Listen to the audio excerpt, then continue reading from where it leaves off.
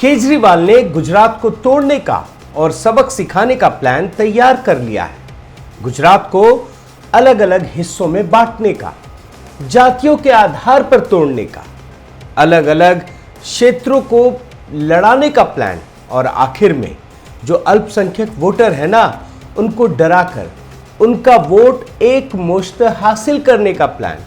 केजरीवाल ने बकायदा इसके लिए वोटों की गणित तैयार कर ली है। तो क्या इसीलिए केजरीवाल ने जानबूझकर मनीष सिसोदिया को फंसा दिया? आज इस वीडियो में इसी बात को, इसी रहस्य को डिकोड करने की कोशिश करूंगा। साथियों नमस्कार, मैं हरिश्चंद्र बर्णवाल।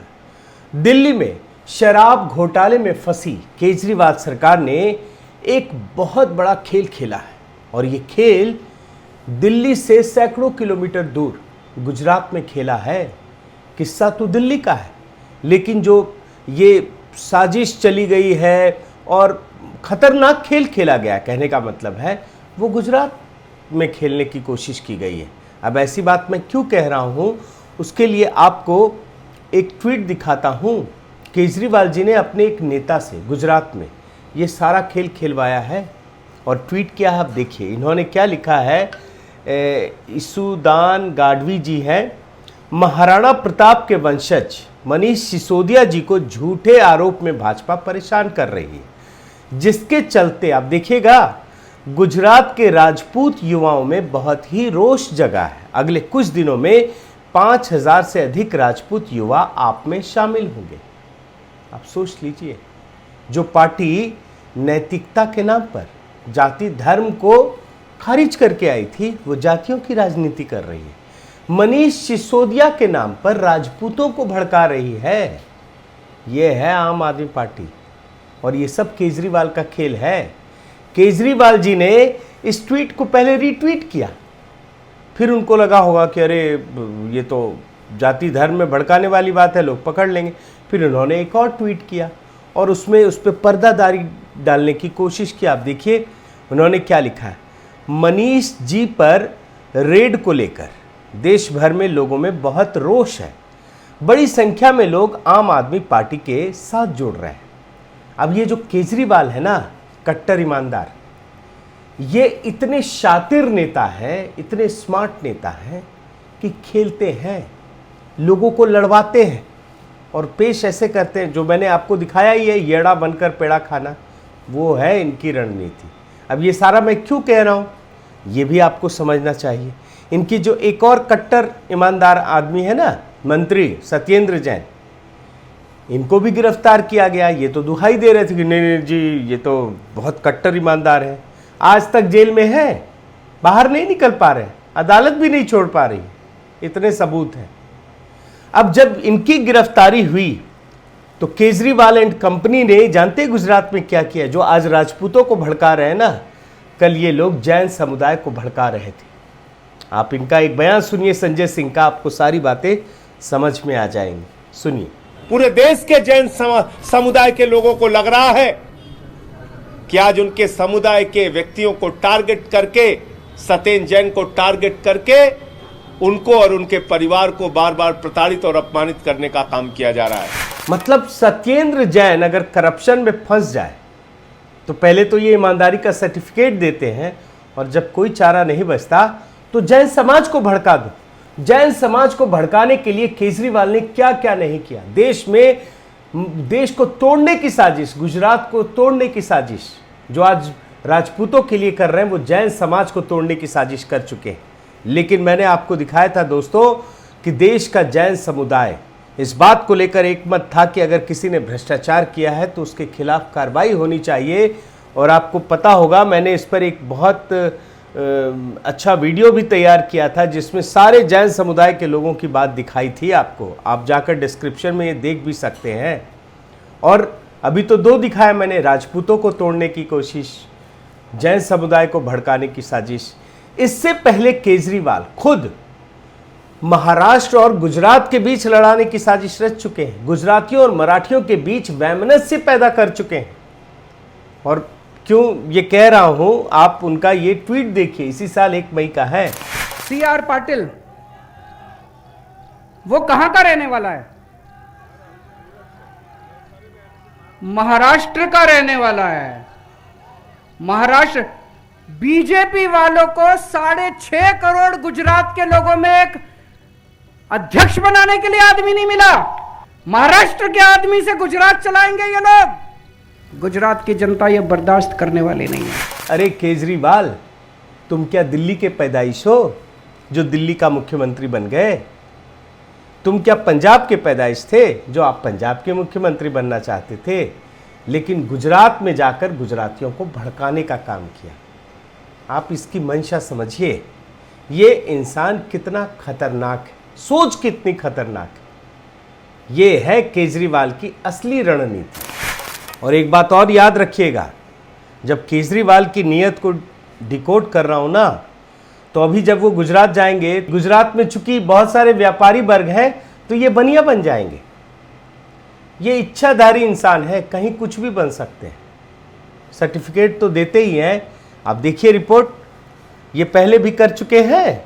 अब केजरीवाल ने बताई अपनी जाति, कहा मैं हूं बनिया। इसलिए क्यों बताते हो भाई? जाति धर्म की राजनीति करने आए थे और कई जगह ढोल पीट चुके हैं। आप देख लीजिए, जहां बनिया मिलता वहां बनिया बन जाते, जहां राजपूत वहां राजपूत, जहां जैन वहां जैन, और जहां माने लग रहा है कि गुजराती को एकजुट करके वोट पाना है, वहां पे मराठियों के खिलाफ भड़काते हैं। और ढोल ही नहीं पीटा, याद रखिएगा। अब मैं आपको एक बयान सुनाता हूं। ये इंसान किस हद तक राजनीति में नैतिकता को भूल चुका है, वो मैं अब आपको दिखाता हूं। ये गुजराती समाज को बदनाम कर चुके हैं दिल्ली में, और जातियों के नाम पर। आपको ये सुनकर बड़ा आश्चर्य होगा। आपको मैं सुनाता हूं कि ये जातिवाचक सूचक का इस्तेमाल करके कह रहे हैं कि मोदी ईमानदार होता है या गुप्ते। आप देखिए, गुप्ता और मोदी में तुलना कर रहे हैं। क्या सारे गुप्ता बेईमान ये हैं या ईमानदार हैं? सारे मोदी बेईमान हैं या ईमानदार हैं? आप ये बाइट सुनिए, आपको समझ में आ जाएगा। तुम्हारे मोदी ईमानदार हैं कि हमारे गुप्ते ईमानदार हैं? अब केजरीवाल अब तक क्या क्या कर चुके हैं? गुजरात को जातियों में तोड़ चुके हैं, वैमनस्य फैला चुके हैं, क्षेत्रवादी राजनीति में तोड़ चुके हैं, मराठी गुजराती। उसके बाद जैन समुदाय में रोष पैदा करने की साजिश रच चुके हैं। अब इसके बाद वो अपना मास्टर स्ट्रोक चलते हैं, एक ऐसा स्ट्रोक जिसमें अल्पसंख्यक वोटरों को एक मुश्त हासिल करना है, और उसके लिए उन्हें डराते हैं मोदी आ जाएगा। यही कांग्रेसी स्टाइल है। केजरीवाल कांग्रेस और लेफ्ट का उन्नत रूप है, भ्रष्टाचार का एक नया आइडिया है, पोटला है पूरा का पूरा। आप देखिए, आप ये बाइट में आपको दिखा दे रहा हूं, ये बड़े काम का है, और उसके बाद आपको समझ में आएगा कि किस प्रकार से वो अपना मास्टर स्ट्रोक आखिर में चलते हैं। आप सुन लीजिए। आज मुसलमान हमारे को ये देख रहा है कि मोदी का रक्त रोक सकता है, तो केवल आम आदमी पार्टी रोक सकती है। बस यहीं पर आकर के केजरीवाल का जो वोटों का गणित है ना, वो पूरा हो जाता है। जातियों में जब लड़ाते हैं, क्षेत्र में लड़ाते हैं, तो 2-3 जातियों का वोट अगर सुनिश्चित हो जाए और अल्पसंख्यक वोटर सामने आ जाए, तो बस जीत पक्की। ये है शातिराना अंदाज। अब यहां पर आकर आपको यह समझना होगा कि केजरीवाल क्यों देश के गिने चुने स्मार्ट जो पॉलिटिशियंस है ना, उनमें शुमार हैं। अब मैं आपको थोड़ा आगे लेकर चलता हूं। केजरीवाल ने 2010 में एक पुस्तक लिखी थी, नाम है स्वराज। इसमें शराब को लेकर एक बड़ी दिलचस्प बात लिखी है।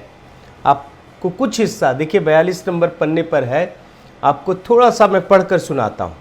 In today's laws, the permission to open a shop of liquor is to be taken from the government officials or local leaders. आज के समय में जो शराब की दुकान ठेके खोलने हैं, उसकी परमिशन जो है वो सरकारी अधिकारियों या नेताओं से लेनी पड़ती है। No one ever bothers to ask the people if they like it or not. कोई बदर नहीं करता, कोई इस बात की चिंता नहीं करता कि लोग पसंद करते हैं या नहीं करते।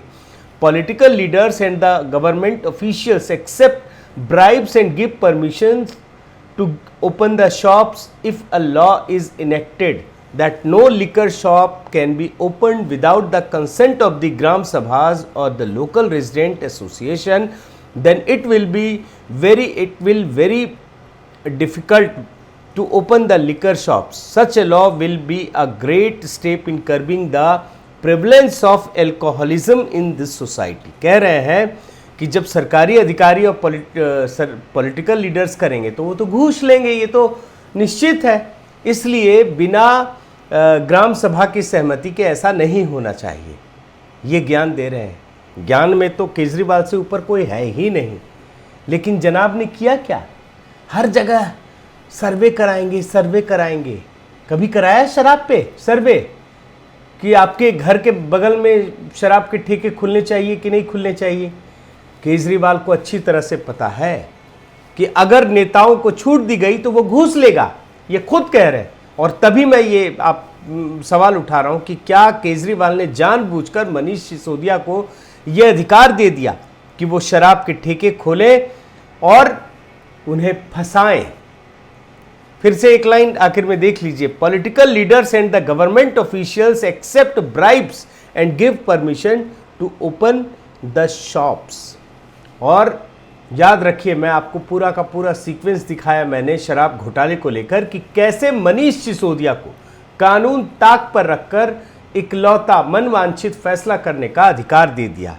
और इसके बाद चीफ सेक्रेटरी ने कंप्लेन किया और एलजी ने जब सबूतों को देखा तब सीबीआई जांच के आदेश दिए।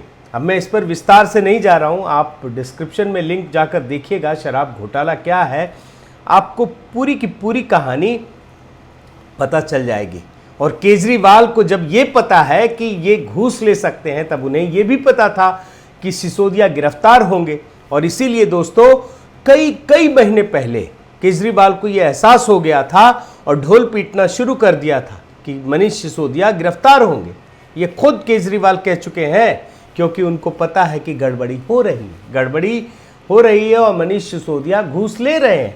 आप देखिए, ये 2 जून 2022 का बयान है, आप सुन लीजिए। अगले कुछ दिनों में केंद्र सरकार मनीष सिसोदिया को भी गिरफ्तार करने जा रही है। मगर गिरफ्तारी से पहले केजरीवाल हो या सिसोदिया, दोनों देश को गुमराह कर रहे हैं। केजरीवाल कभी कहते हैं गिरफ्तार होंगे, फिर बोलते हैं क्यों कर रहे हो। सिसोदिया भी यही काम कर रहे हैं। अब देखिए ना, मैं कल की एक घटना बताता हूं। कल मनीष सिसोदिया ने एक ऐलान कर दिया, लुकआउट नोटिस जारी कराया है मोदी जी ने। आप खुद सुनिए। मोदी जी ने मेरे खिलाफ लुकआउट नोटिस जारी कराया है। मोदी जी ने मेरे खिलाफ लुकआउट नोटिस जारी कराया है। और इसके बाद मनीष सिसोदिया माहौल बनाने लगे जैसे केजरीवाल करते हैं।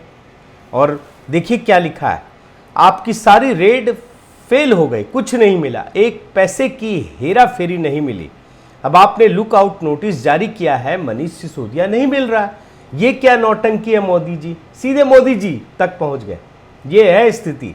मैं खुलेआम दिल्ली में घूम रहा हूं, बताइए कहां आना है आपको, मैं मिल नहीं रहा। जबकि अब आप सोचिए, ब्रह्मांड के सर्वश्रेष्ठ मुख्यमंत्री, और उसने जिस आदमी को अपना ईमानदारी का सर्टिफिकेट दिया है, जो ब्रह्मांड का सर्वश्रेष्ठ शिक्षा मंत्री भी, उसे यही नहीं पता कि लुकआउट नोटिस होता क्या है। अरे भाई, लुकआउट नोटिस का मतलब ये नहीं होता कि आप कहीं खो गए, भाग गए। उसका मतलब ये होता है कि आप भाग ना जाएं। आप दागी हैं, आप पर करप्शन के चार्जेज हैं, आप उप मुख्यमंत्री, आप कहीं भी भाग सकते हैं। इसलिए ये लुकआउट नोटिस या सर्कुलर जारी होता है। ये कैसा सर्कुलर होता है जिसे एजेंसी के अधिकारियों द्वारा ये सुनिश्चित करने के लिए जारी किया जाता है कि आपराधिक मामले में नामित शख्स देश छोड़कर भाग ना सके। लेकिन बात इतनी नहीं है, जो सिसोदिया और केजरीवाल ये माहौल बना रहे थे ना, वो दरअसल था ही नहीं। सीबीआई ने बाद में खुलासा किया कि आपके खिलाफ अभी कोई लुकआउट सर्कुलर जारी नहीं किया गया है। तो ये केजरीवाल का स्टाइल है, आप रिपोर्ट भी देख लीजिए। पहले माहौल बनाते कि सिसोदिया गिरफ्तार होगा, गिरफ्तार होगा, गिरफ्तार होगा।